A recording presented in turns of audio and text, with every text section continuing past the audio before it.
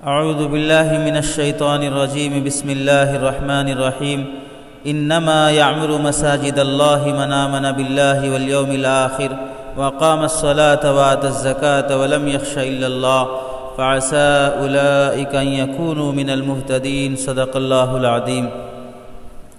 ہم سب کو سب سے پہلے اللہ رب العزت کا شکر ادا کرنا چاہیے کہ اللہ رب العزت نے ہماری کوتاہیوں، نافرمانیوں، خدا کی قدرت سے بغاوتوں کے باوجود بڑا کرم فرمایا۔ چند دنوں کے لیے اللہ نے اپنے گھر کے دروازے ہم پر بند کر لیے، آنے پر پابندی لگا دی گئی۔ مخصوص تعداد کے علاوہ آیا جاتا تھا تو پٹائی ہوتی تھی، تحقیر کی جاتی تھی، آنے سے لوگ ڈرتے تھے۔ اب سب سے پہلے ہمیں خدا کا شکر ادا کرنا چاہیے کہ اب مساجد کھلنے والی ہیں۔ شکر ادا کریں کہ اللہ نے ہمیں اپنے گھر واپس بلا لیا۔ چھوٹے چھوٹے گھر کھل گئے، ان قریب انشاءاللہ اللہ کا سب سے بڑا گھر کعبۃ اللہ بھی کھل جائے گا۔ اور خوشی کی خبر تو سن ہی لی ہوگی آپ حضرات نے کہ آج فجر کی نماز کے لیے مسجد نبوی کا دروازہ اور گیٹ کھول دیے گئے۔ الحمدللہ قریب ہے کہ اللہ رب العزت اپنے گھر کی حاضری اور سرکار دو عالم صلی اللہ علیہ وسلم کے روضے پر زیارت کی حاضری حج اور عمرے کی نسبت سے ہم سب کو مل جائے، اور اللہ ہم سب کو اس کی توفیق عطا فرما دے۔ لاک ڈاؤن کی وجہ سے تقریباً 2 مہینے سے زیادہ خدا کے گھر میں سجدے کیے ہوئے ایک عرصہ گزر گیا، جس کا ہم سب کو واقعتاً شدید قلق اور افسوس تھا، اور کہا بھی جاتا تھا کہ پتہ نہیں ہم سے کیسی ایسی غلطی ہو گئی، کتنے بڑے گناہ ہو گئے کہ ہمارا رب ہم سے اتنا ناراض ہو گیا کہ اپنے در کے دروازے ہم پر بند کر دیے۔ جیسے کسی بیٹے سے ماں باپ ناراض ہوں تو اپنا دروازہ بند کر لیتے ہیں کہ آج سے تیرا یہاں کوئی حصہ نہیں، کوئی دخل نہیں، یہاں سے تو بے دخل ہو جا۔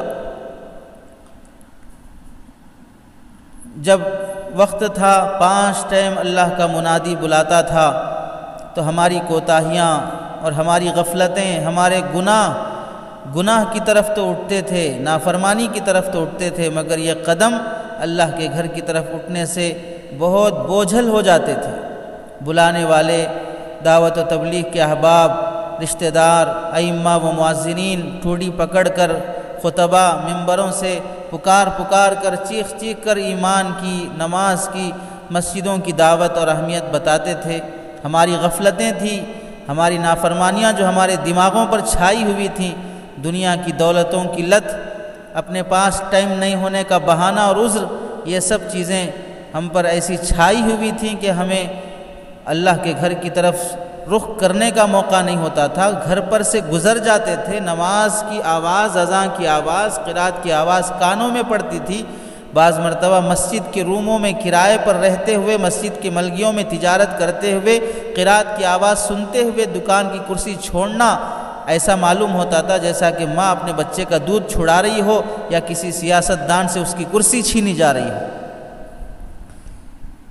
جب شوق پیدا ہوا، روکنے کے زمانے میں، لاک ڈاؤن کے زمانے میں قرآن اندازی پر بھی لڑائی ہونے لگی کہ ہم پڑھیں گے، منع کرنے پر بھی ضد سے آیا جانے لگا۔ اب یاد رکھیں، اب دوبارہ موقع اللہ تعالیٰ عطا کر رہے ہیں، اس کو غنیمت جانیں، اس نعمت کی قدر کریں، ورنہ گھر پر ہماری نمازوں کا جو حال تھا ہم دیکھے ہیں، بہت سے لوگوں کی زندگیاں سنے ہیں۔ گھر پر جب 2 مہینے 2.5 مہینے لاک ڈاؤن میں گزارے ہیں، کیسے نمازوں کی کوتاہی ہو رہی تھی، وقت ہونے کے باوجود سیریلوں میں، ڈراموں میں، فلموں میں۔ ایک رپورٹ تو یہاں تک ہے کہ ان 2-2.5 مہینے کے زمانے میں سب سے زیادہ نیٹ کا استعمال کیا گیا، سب سے زیادہ یوٹیوب جو چلا ہے، سب سے زیادہ گوگل کا جو استعمال ہوا ہے، پچھلے سالوں کے مقابلے میں 2019 تک 2020 کے ان 2-3 مہینوں میں اتنا زیادہ استعمال ہوا جو پچھلے سالوں میں کبھی استعمال نہیں ہوا۔ دنیا کی 1/4 حصہ یوٹیوب استعمال کرتا ہے، جو کروڑوں کی تعداد میں انسان شمار ہو سکتے ہیں۔ ایسے فالتو گیموں کے ذریعے سے اور لوڈو کھیلنے میں، کیرم بورڈ کھیلنے میں، چیس کھیلنے میں، فلاں کھیلنے میں وقت گزر جاتا تھا، نماز قضا ہو جاتی تھی، جماعت کی پابندی کا اہتمام نہیں ہوتا تھا۔ خدا نہ کرے اگر اسی حالت میں موت آ جاتی تو خدا کی بارگاہ میں بے نمازی ہو کر شمار ہوتے تھے۔ اور یہ لاک ڈاؤن کا عرصہ ایسے ہی گزرتا رہتا، سال 2 سال 15 مہینے کچھ ایسے ہی، تو عادتیں ایسی ہو جاتی کہ اب نماز سے جی اگتا جاتا تھا اور نمازی بھی بے نمازی بن جاتے شاید۔ اللہ کا کرم ہوا کہ بعض لوگوں نے اس لاک ڈاؤن کے زمانے میں قرآن بھی سیکھے، دین کے علوم بھی سیکھے، بہت سارے مسائل بھی معلوم کیے۔ اب موقع ہے واپس اپنے اللہ کے گھر حاضری دینے کا۔ ہر بالغ شخص اور ہر وہ نوجوان جو اب تک کوتاہی کرتا تھا، ہر وہ بچہ جو بالغ ہونے کے قریب ہے، 10-12 سال کی عمر کا ہے، یاد رکھیں ڈسٹینس مینٹین کرتے ہوئے، قانون کی لحاظ اور پابندی کرتے ہوئے 5 نمازیں مسجد میں ادا کریں گے۔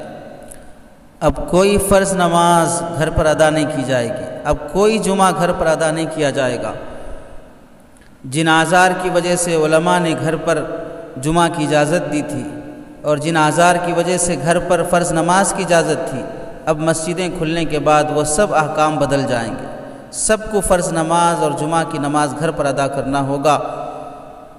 فرائض کو چھوڑنے کے بعد یاد رکھیں جو عذاب اللہ کی طرف سے آتے ہیں وہ وظائف پڑھنے سے ختم نہیں ہوتے ہیں۔ اب فرائض کا اہتمام اس کے آداب کی رعایت کے ساتھ ہوگا۔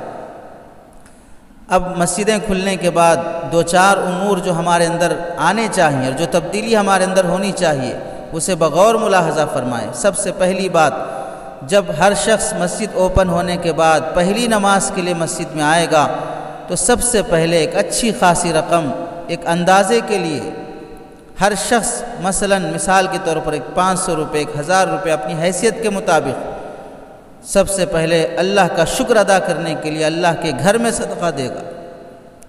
اتنے دنوں سے ہم اللہ کے بندوں کی خدمت کیے ہیں، پڑوسیوں کی خدمت کی ہیں، رشتہ داروں کی خدمت کیے ہیں، لیکن اللہ کے گھر کی خدمت کا موقع نہیں مل سکا۔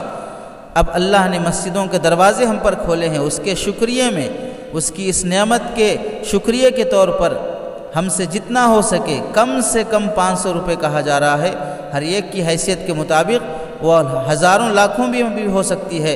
اتنے دنوں سے ہم نے خدا کے گھر کی خدمت نہیں کی، آج اللہ نے ہمیں توفیق دی ہے اس کے در پر حاضری کی۔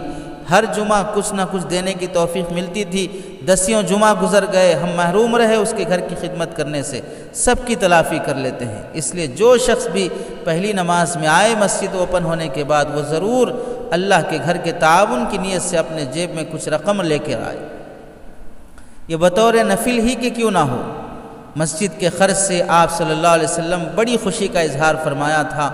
جب مسجد نبوی میں چراغ نہیں تھا اور مدینے میں روشنی کا نظام نہیں تھا، غالباً حضرت تمیم داری رضی اللہ تعالیٰ عنہ نے سب سے پہلے ملک شام سے جو وہاں چرچوں میں چراغ جلائے جاتے تھے اپنے ذاتی رقم سے چراغ خریدا اور مسجد نبوی میں روشنی فرمائی۔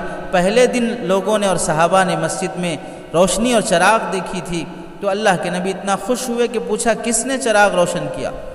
دیکھیے چراغ کی قیمت کیا ہوتی ہے، لیکن جو ایک شخص محبت میں اللہ کے گھر پر خرچ کرنے کی نیت سے، اس میں روشنی لانے کی نیت سے، اس کی ایک ضرورت پوری کرنے کی نیت سے، بہت سے مسجدیں لاک ڈاؤن کی وجہ سے قرض دار بھی ہو گئی ہیں، دوسروں سے قرضہ لے کر مسجد کے خادمین کی خدمت کرنا پڑا ہے، ان کا بڑے دل اور اخلاق کی بات ہے۔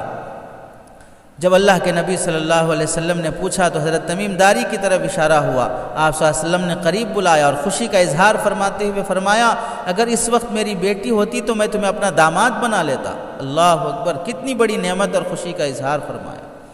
ایک صحابی آگے بڑھے اور فرمایا یا رسول اللہ اگر آپ اجازت مرحمت فرمائیں تو میں اپنی بیٹی دینے تیار ہوں۔ وہیں حضرت تمیم داری رضی اللہ تعالیٰ عنہ کا نکاح ہو گیا۔ دیکھیے اندازہ لگائیے اللہ کے نبی کس قدر خوش ہوتے ہیں مسجد پر خرچ کرنے سے۔ اور یاد رکھیں دوسری بات، مسجد پر آفتیں کب آتی ہیں، مسجدیں کب مصیبتوں میں گھر جاتی ہیں، ان چیزوں کے اوپر غور کریں کہ کیا چیزیں جس کی وجہ سے مسجدوں پر مصیبتیں آتی ہیں۔ علماء نے اسے تحریر فرمایا ان باتوں کو سے توبہ کی جائے، اب آئندہ مساجد میں ایسی حرکتیں نہیں ہوں گی جس سے مسجدوں پر آفتیں آئیں۔ پہلی بات، جب مسلمانوں کے دل ٹیڑھے ہو جاتے ہیں تو مسجدوں پر آفتیں آتی ہیں۔ سید احمد خان صاحب مکی رحمۃ اللہ علیہ نے اپنے خطبات میں فرمایا ہے۔ دوسری بات، جب مساجد میں زیب و زینت اور فضول خرچی ہونے لگتی ہے فالتو مرمر کے پتھروں پر، پینٹنگ کرنے پر، بیجا توڑ پھوڑ پر خرچ کیا جاتا ہے۔ تیسری بات، مساجد میں ناجائز مال جب استعمال کیا جاتا ہے، جھوٹ اور دھوکے اور رشوت اور سود کا مال استعمال کیا جاتا ہے۔ چوتھی بات، مساجد میں جب جھگڑے ہونے لگتے ہیں اپنے ذاتی مسائل کے، مسلکوں کے جھگڑے ہونے لگتے ہیں، ذاتیات کی بنیاد پر آوازیں بلند ہونے لگتی ہیں، تو پھر یاد رکھیں مسجدوں پر پھر آفتیں آنا شروع ہو جاتی ہیں۔ اب مساجد کو ان تمام امور سے بچا کر رکھا جائے گا، اپنے دل درست کر لیے جائیں، مسلمانوں کے متعلق صاف کر لیے جائیں، حرام مال کے استعمال سے توبہ ہو، مسجدوں کو جھگڑے کا میدان نہ بنایا جائے۔ ایسے ہی مساجد میں جو تبدیلی ہمیں لانی چاہیے، جس کی وقت کی اہم ضرورت ہے، ان چیزوں میں سے اس وقت مسلمانوں میں جو دین بیزاری اور غفلت جو چھائی ہوئی ہے پروردگار عالم سے، اس تعلق کو درست کرنا چاہیے، اس غفلت کو ختم کرنا چاہیے۔ اہم ترین عبادت نماز بھی کاروبار، تجارت اور مختلف دنیاوی مشاغل کی وجہ سے چھوڑ دی جاتی تھی۔ قرآن و حدیث میں اس کی غیر معمولی اہمیت اور تاکید فرمائی گئی ہے۔ جان بوجھ کر نماز چھوڑ دینے کو کفر کے برابر قرار دیا گیا ہے۔ اب مسلمان اس بات کا عزم کر لے کہ اب کبھی کسی سستی اور لاپرواہی کی وجہ سے نماز نہیں چھوڑی جائے گی، ورنہ اندازے کے مطابق 60 تا 70% مسجدیں مسلمانوں کی لاک ڈاؤن سے پہلے غیر آباد تھیں۔ 60-70% مساجد غیر آباد تھیں۔ 15 تا 20% مسجدوں کی ایسی ہیں جن پر تالے پڑے ہوئے ہیں، اب بھی تالے پڑے ہوئے ہیں۔ بعض دیہاتوں کا حال یہ اتنا خطرناک ہو گیا، ایک ہی شخص مؤذن ہے، وہی امام ہے، وہی مصلی، وہی مقتدی۔ کتنے مسلمان ہیں جو ہفتے میں ایک مرتبہ صرف جمعہ کی سعادت حاصل کرتے ہیں، پورا ہفتہ مطمئن بیٹھے رہتے ہیں۔ کتنے ایسے چہرے ہیں جو جمعہ کی بھی سعادت سے محروم، عیدوں اور جنازوں کے موقع پر مسجد کی سیڑھیوں پہ قدم رکھنے کی توفیق ملتی ہے۔ ایک طویل عرصہ مسجدوں کا گیٹ اور مسجدوں کے دروازے پہ حاضری دیے ہوئے اور مسجدوں کے صفوں میں آ کر نمازوں کے لیے سجدہ ریز ہوئے ایک عرصہ گزر جاتا ہے۔ اس واسطے اب مسجدوں کے ساتھ یہ سلوک اور یہ رویہ اور یہ نامناسب رویہ اختیار نہیں کیا جائے گا۔ مسجدوں کی ظاہری تعمیر کے ساتھ ساتھ مسجدوں کی آبادی کی محنت نمازوں کے ذریعے سے بھی کی جائے گی۔ اس کے لیے مستقل ایک تحریک، ایک تنظیم، ایک تشکیل کے طور پر جو مساجد غیر آباد تھیں انہیں آباد کرنے کا مستقل نظام بنایا جائے گا، اور جو ویران مساجد تھیں جن پر تالے پڑے ہوئے ہیں اب انہیں آباد کرنے کا سلسلہ شروع کیا جائے گا۔ مسلمانوں کی ترغیب دی جائے گی، ہر شہر میں، شہر کے کناروں میں، دیہاتوں میں تلاش کر کے مسلمان لیڈروں سے، مسلمان زعما قوم سے، ہر قوم کے بڑے بڑے زعما سے سب سے بات چیت کی جائے گی۔ شہرت اور ناموری سے دور ہٹ کر آخرت کی خاطر اللہ کے گھر کو آباد کرنے سے اپنے گھر آباد ہوں گے، اس نتیجے پر غور کرتے ہوئے اور دشمنان اسلام کی سازشوں کو ناکام کرتے ہوئے مسجدوں کو آباد کرنے کی مستقل محنت شروع کی جائے گی۔ دوسرا ایک اہم کام یہ بھی ہے کہ اب مسجدیں 5 وقتہ نمازوں کے لیے ہی آباد نہیں رہیں گی، بلکہ وہاں پر دین کی محنتوں کے ساتھ ساتھ، عبادت کے ساتھ ساتھ ملی سرگرمیوں کا بھی اہتمام کیا جائے گا۔ بچوں کے لیے تعلیم کا نظام، مکتب کا قیام، بڑوں کے لیے تعلیم بالغان، درس قرآن، درس حدیث، درس مسائل اور بیوہ عورتوں کی خاطر امداد کا نظام، یہ سب نظام شروع کیا جائے گا۔ مسجدیں ہماری اطمینان کی جگہ، ہماری سکون کی جگہ رہے گی۔ اللہ کے نبی صلی اللہ علیہ وسلم نے اس بندے کے لیے بشارت دی ہے جس کا دل مسجد میں اٹکا رہتا ہو، جو قدم مسجد کی طرف چلتے ہیں، اندھیری رات میں کل قیامت میں اس کے لیے نور کا مژدہ سنایا گیا ہے۔ تعلیم و تربیت کے لیے، اصلاح معاشرہ کے لیے مسجدیں روشن کردار ادا کر سکتی ہیں۔ اس واسطے علماء مختلف مساجد کے اندر جگہ جگہ کا انتخاب کر کے حلقہ درس قرآن قائم کیا جا سکتا ہے، علماء سے تشکیل کیا جائے، ان سے وقت لیا جائے۔ تاریخ گواہ ہے، ایک زمانہ وہ تھا بغداد، قاہرہ، قیروان، قرطبہ، دمشق، ہر اسلامی ملک میں مختلف شہروں کی مسجدیں تعلیم، تعلم، علم و معرفت کے گہوارے بنی ہوئی تھی۔ 24 گھنٹے تعلیم تعلم کا نظام تھا، بحث و تحقیق کا ایک سلسلہ جاری رہتا تھا۔ پوری اسلامی تاریخ پر غور کریں، نظر ڈالیں، اندازہ کریں، علم و معرفت تہذیب و ثقافت کے پھیلانے میں، عام کرنے میں مساجد کا اہم کردار رہا ہے۔ جب تک مساجد کو مرکزیت کی حیثیت حاصل رہی، اسلام کے پھیلاؤ میں اضافہ ہوتا گیا۔ اب جب مساجد صرف عبادت کے لیے رہ گئی، وہاں سے اخوت و بھائی چارگی اور وہاں سے ایک دوسرے کے خاطر درد و محبت، ایک دوسرے کی خیرخواہی کا نظام سب ختم ہو گیا، تو اب مساجد پر حملے، مساجد پر بیان، مساجد پر فلاں انہیں شہید کیا جانا، یہ سب سلسلے شروع ہونے لگے۔ اس لیے مساجد کو مرکز عبادت بنانے کے ساتھ ساتھ مرکز دعوت بھی بنایا جائے گا۔ یہاں برادران وطن میں اسلام کے متعلق شعور پیدا کیا جائے گا، اسلام کا تعارفی لٹریچر ان کے حوالے کیا جائے گا، ان کے ذہن و دماغ میں اسلام کے حوالے سے جو کچھ شکوک و شبہات ہوں گے، ان کا احسن طریقے سے، بہتر طریقے سے، اخلاق کے ساتھ سب سے آگے بڑھ کر اچھے اخلاق اور کردار کے ذریعے سے اپنے قریب کرنے کی کوشش کر کے ان تمام شکوک و شبہات کا ازالہ کیا جائے گا، تاکہ سنجیدگی کے ساتھ وہ لوگ اسلامی تاریخ کا، اسلامی تعلیمات کا مطالعہ کر سکیں، آزادی کے ساتھ حق کی راہ کا انتخاب کر سکیں۔ اللہ کے نبی صلی اللہ علیہ وسلم نے اپنے زمانے میں 8 بادشاہوں کو عرب و عجم کے خطوط لکھے تھے، انہیں حلقہ اسلام میں داخل ہونے کی دعوت دی تھی۔ جن سربراہوں کو آپ نے خط لکھا تھا اس میں ثمامہ بن عثال رضی اللہ تعالیٰ عنہ بھی تھے، جو زمانے جاہلیت کے باروب سرداروں میں شمار ہوتے تھے اور قبیلہ بنو حنیفہ کے قابل رشک سردار اور سربراہ شمار ہوتے تھے۔ جب ان کو خط ملا انہیں بڑی حقارت ہوئی، انہوں نے اسلام دشمنی میں اس قدر آگے اپنا قدم بڑھایا کہ مسلمانوں کے قتل کے در پہ ہوتے ہوتے نبی پاک صلی اللہ علیہ وسلم کو بھی قتل کرنے کا ارادہ کر لیا تھا۔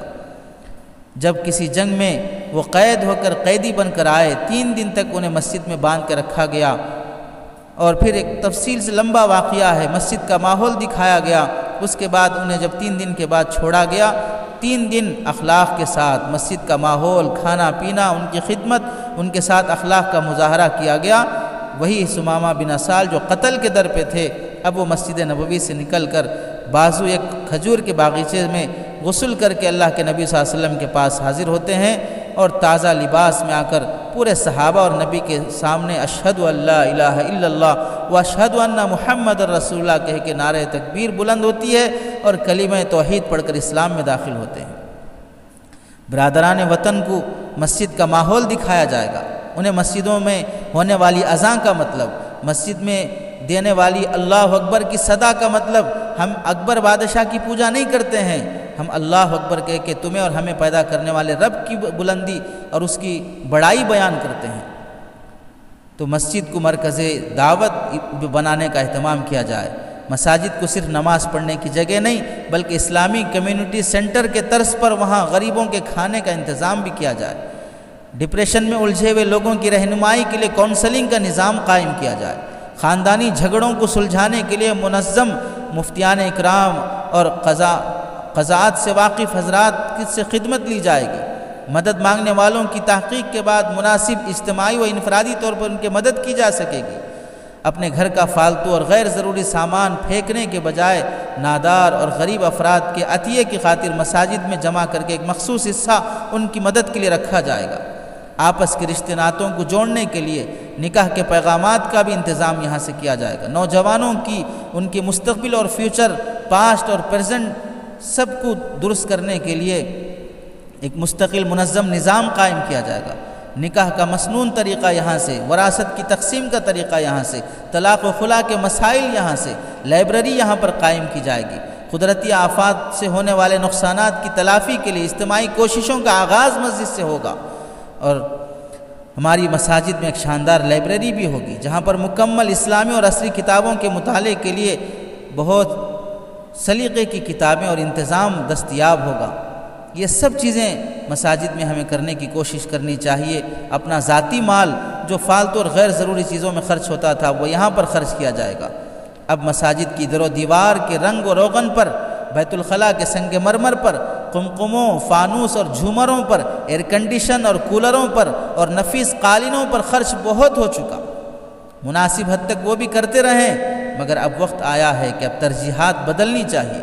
کچھ ضروری جگہوں پر اپنا مال خرچ کرنا ضروری ہے، قوم کے اندر صلاحیت مند افراد کی کمی نہیں ہے، ان پڑھ یا کم پڑھے لکھے سمجھدار لوگوں کو اس کار خیر کے لیے استعمال کیا جا سکتا ہے، انہیں ترغیب دی جا سکتی ہے۔ عوامی فلاح و بہبود کو سوچ کر لوگ اپنے اندر یہ جذبہ پیدا کریں۔ اور یہ سب باتیں نئی نہیں ہیں، 1400 سال پہلے مسجد نبوی میں سب کچھ ہوتا تھا۔ یہ وہ شاندار روایات ہیں جنہیں ہم نے چھوڑ دیا ہے، جس کی وجہ سے ہمارے قدم بربادی کی طرف بڑھ رہے ہیں۔ ہماری مسجدوں سے 5 ٹائم صدائے حق بلند ہونے کے باوجود بھی مسلمان خود ان مسجدوں کا رخ نہیں کر پا رہا ہے۔ اب اس واسطے غیر ضروری اخراجات کو روک دیا جائے، سوچیں، اپنی ترجیحات بدلیں اور مسجدوں کی آبادی، مسجدوں کی تحفظ کا ایک نیا نظام شروع کریں۔ اللہ ہم سب کو عمل کی توفیق نصیب فرمائے۔